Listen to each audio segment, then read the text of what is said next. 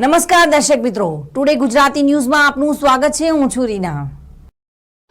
દેશના વડાપ્રધાન નરેન્દ્રભાઈ મોદી સાથે કામ કરતા તમામ સન્માનિત સાંસદો, તેઓ રાજ્યસભા તેમજ લોકસભાના સમગ્ર દેશ સાથે વિદેશ અને આધુનિક ટેકનોલોજીને પણ સમજવા માટે વિવિધ પ્રવાસો યોજતા હોય છે. ત્યારે ગુજરાતના એકમાત્ર સાંસદ સભ્યનું ચયન બ્રાઝિલ અને અન્ય દેશના પ્રતિનિધિ મંડળો સાથે થયું હતું, જેમાં ગુજરાતથી દિનેશભાઈ અનાવાડિયા રાજ્યસભા સાંસદ, તો અન્ય રાજ્યોમાંથી પણ વિવિધ સાંસદોનું એક પ્રતિનિધિમંડળ સાથેનું 10 સાંસદો બ્રાઝિલ તેમજ અન્ય દેશમાં પ્રવાસે ગયા હતા. આ સાંસદોમાં 3 રાજ્યસભાના સાંસદ હતા, જ્યારે 7 સાંસદો લોકસભામાંથી આ પ્રતિનિધિમંડળ બ્રાઝિલ તેમજ અન્ય દેશના પ્રવાસે ગયું હતું. International economic affairs and general direction સાથેની તેઓની એક બેઠક થઈ હતી. બંને દેશો સાથે વ્યાપારિક તેમજ આર્થિક તેમજ નવી ટેકનોલોજી બાબતના મુદ્દાઓ પર વિશેષ ચર્ચા થઈ હતી.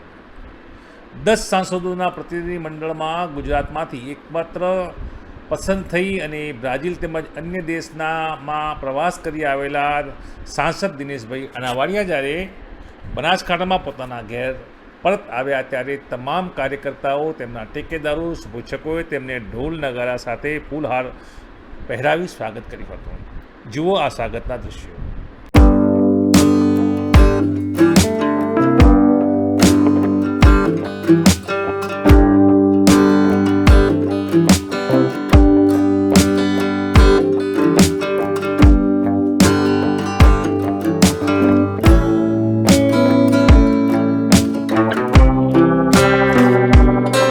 દિનેશભાઈ અનાવાડિયા શાલીન સાંસદ છે, રાજ્યસભાના સાંસદ છે, પીએમ મોદીના ગુડવિલમાં આવતા એક રાજનેતા છે. ત્યારે તેમનું ગુજરાતમાંથી સન્માન કરી એકમાત્ર ગુજરાતના સાંસદ તરીકે તેઓનો વિદેશ પ્રવાસમાં મોકલી પીએમ મોદીએ તેમનામાં પૂર્ણ વિશ્વાસ પણ મૂક્યો છે. ત્યારે આજે દિનેશભાઈ અનાવાડિયા સાંસદ શ્રી રાજ્યસભા પોતાના ઘેર પરત આવતા તેઓએ પોતાના પ્રવાસ વિશે today news Gujarati reporter Reena Parmar સાથે સીધો સંવાદ કર્યો હતો. ભારત સરકાર દ્વારા પાર્લામેન્ટમાંથી 10 સભ્યોનું ચયન કરવામાં આવ્યું હતું. વિદેશમાં આપણા સંબંધો મજબૂત થાય તેના માટે આપણા નરેન્દ્રભાઈ મોદી પણ ખૂબ જ મહેનત કરે છે. જ્યારે સાંસદ સભ્ય દિનેશભાઈ અનાવાડિયાનું ગુજરાતમાં માત્ર એક જ સભ્યનું ચયન કરવામાં આવ્યું હતું.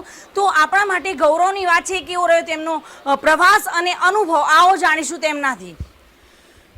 ભારત સરકાર દ્વારા એક ગુડવિલ ડેલિગેશન આદરણીય કેન્દ્રીય મંત્રી શ્રી પ્રહલાદજી જોશી સાહેબના નેતૃત્વમાં 10 પાર્લામેન્ટના મેમ્બરોની પસંદગી થઈ અને અમારે બ્રાઝિલ અને ઉરુગ્વે 2 દેશોમાં જવાનું થયું.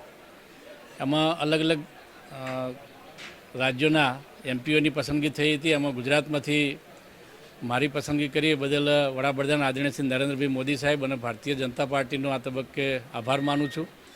ત્યાં ગયા પછી ખૂબ સારા અનુભવો થયા. ત્યાંની સંસ્કૃતિ પણ જાણવા મળી. સાથે સાથે ત્યાં એ બંને દેશો સાથે આપણા જે સંબંધો છે એ આયાત નિકાસના સંબંધો વર્ષો જૂના છે. પણ જ્યારથી મોદી સાહેબ છેલ્લા 9 વર્ષથી વડાપ્રધાન બન્યા પછી આ બંને દેશો જોડેના સંબંધો આપણા ખૂબ સારા છે. અને ત્યાં ગયા પછી એક ઇન્ડિયન તરીકે જે આપણને માન મોભો મળે છે એ ખરેખર અદ્વિતીય છે. અને આયાત નિકાસના સંબંધો એટલે કે આપણી ભારતની નિકાસ પણ ત્યાં વધી છે. એ આદરણીય મોદી સાહેબને આભારી છે. અને ત્યાંની સંસ્કૃતિ પણ જોઈ તો ખરેખર બંને દેશોમાં અમને સારી રહેવાની પણ બધી સુવિધા મળી. ત્યાંના લોકોને મળવાનું થયું, ત્યાંના અલગ અલગ પાર્ટીના આગેવાનોને મળવાનું થયું, ત્યાંની parliament upper house lower house બંને જોવાનું થયું, ત્યાંના નેતાઓને મળવાનું થયું, એના વાઇસ પ્રેસિડેન્ટને પણ બંને દેશોના વાઇસ પ્રેસિડેન્ટોને મળવાનું થયું. અને સંસ્કૃતિ જોવા જઈએ તો ભારતીય સંસ્કૃતિ જેવી ક્યાંય સંસ્કૃતિ અમે જોઈ નહીં. એ ખરેખર આપણી સંસ્કૃતિ, ભારતીય સંસ્કૃતિ એ એક દુનિયામાં પ્રેરણારૂપ અને એક નમૂનારૂપ આપણી સંસ્કૃતિ છે. પણ ત્યાંનો વિકાસ, ચોક્કસ વિકાસ, ઘણો સારો એવો વિકાસ છે. ત્યાંના રોડ રસ્તા એ ખૂબ સુંદર છે, કેમ કે ત્યાંનું મેનેજમેન્ટ ખૂબ સુંદર છે. આપણું પણ ધીમે ધીમે આ 9 વર્ષથી આપણે જોઈ રહ્યા છીએ તો મોદી સાહેબ એ દેશોની હરોળમાં પહોંચવા માટેના પ્રયત્નો કરી રહ્યા છે અને એ હવે આપણને એવું લાગી રહ્યું છે કે એ દેશોની હરોળમાં છેલ્લા 9 વર્ષથી જે પ્રયત્નો થઈ રહ્યા છે એમાં ટૂંક સમયમાં આપણે દેશોની હરોળમાં પહોંચી જઈશું અને આ ગુડવિલ ડેલિગેશનમાં અલગ અલગ રાજ્યોમાંથી પણ પ્રતિનિધિઓ આપણા લોકસભાના અને રાજ્યસભાના હતા. એ બધા જ લોકો અમે સાથે મળીને અલગ અલગ પાર્ટીઓના નેતાઓ જોડે બેસીને ચર્ચા કરીને. તો દર્શક મિત્રો, આ હતા આજના સમાચાર. આપને કેવા લાગ્યા તે અમારા ફેસબુક, યુટ્યુબ અને ટ્વિટર હેન્ડલ પર જઈને કોમેન્ટ બોક્સમાં જરૂરથી જણાવશો. નમસ્કાર.